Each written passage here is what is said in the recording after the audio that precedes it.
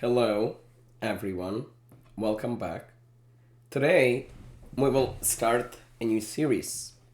We're going to look at the games by some of the top players, and we're going to learn how to play as well as they do, at least learn certain ideas from them. And the first player we will look at is Hikaru Nakamura, who all of you probably know. Great player, great streamer, quite good at chess, and this is one of his lesser known games. He played against someone rated about 2400, which is a good player. So let's take a look. We got e4, c5, Sicilian Defense, knight f3, main move to prepare d4. Knight c6, one of black's top responses. And Nakamura plays knight c3 first. He might still play d4 later, or he might choose to do something else. And black plays a6. a6 is not a terrible move. In a lot of lines, black wants to control this square. Sometimes black wants to play b5 and bring the bishop to b7. And essentially, black is just waiting to see what white does. And Nakamura goes back to the open Sicilian by playing d4, arguing that the move a6 was probably not the greatest time spent. Okay, black took. Makes perfect sense. That's what you do in the Sicilian, and of course Nakamura takes back. Now black can do several things here. Black probably does not do the best of them. He plays pawn e5. Pawn e5 is a move which makes you feel good. You get to gain the center and attack the knight, but it has some downsides. For example, this pawn is now weak. Also, notice this pawn already moved. This pawn does not exist, which means a square on d5 could be a very nice square for white knights. And computer here wants Nakamura to play knight f5 with the idea to bring the knight here, and both knights will eventually control this square. And for now, the knight is already quite good on f5. Okay, but Nakamura uses a similar idea. He plays knight e2. And it looks weird, but his idea again is to bring the knight to d5 and bring the second knight to support the first knight. This is a very nice outpost for white's pieces. Black should develop the knight, should develop the bishop, but he plays pawn d6, which is okay, but it limits this bishop right now. Nakamura plays g3. The point is to play bishop g2 and provide even more control over this square. Also, for obvious reasons, the bishop was not going in this direction. Black is developing bishop e7. Nakamura plays bishop g2. That's simple. Yeah, this is the game. Notice this is before Nakamura broke into the ranks of the very top players. This game was played about 14.5 years ago. Knight f6, black is getting ready to castle. h3. h3 looks weird, but the point is white wants to play bishop e3. But the knight g4 would be annoying. So Nakamura stops this move. And now he will play bishop e3. Pawn h6 by black. It's a move. It's not amazing, it's not terrible. It's a move. Maybe black, thinking on the higher level, maybe black does not want to castle here because Nakamura might change his mind and castle long, and black does not want to get into the opposite side castling game against Nakamura, which is understandable. So h6 is sort of a useful waiting move, asking white where he will castle, and, well, white castles. That means now black feels safe to castle. Castle. Bishop e3. Nakamura continues to develop. Bishop e6. Black continues to develop, also controlling the square a couple of times. Queen d2 makes sense, improves the queen, connects the rooks. Queen d7, the same thing.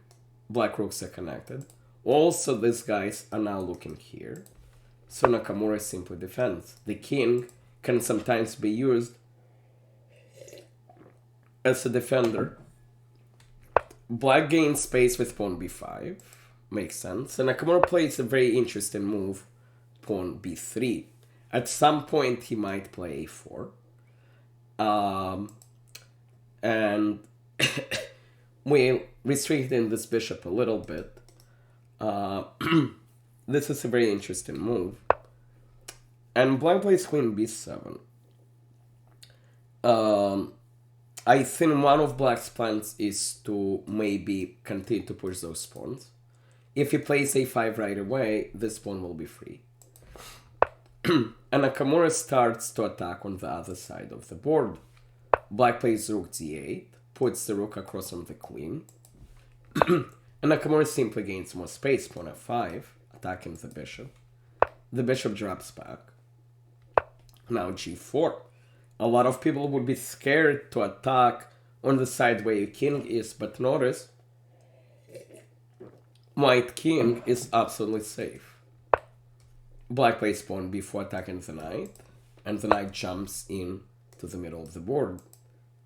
Okay, that's a very good knight, so black eliminates it. Nakamura takes back with a pawn, driving this knight to not a great square. The knight goes to b8. He will try to come back into the game this way. And Nakamura plays a super instructive move, pawn f6, it's a free pawn. But the problem for black is all these pieces are not protecting the king, and Nakamura wants to start to open up lines.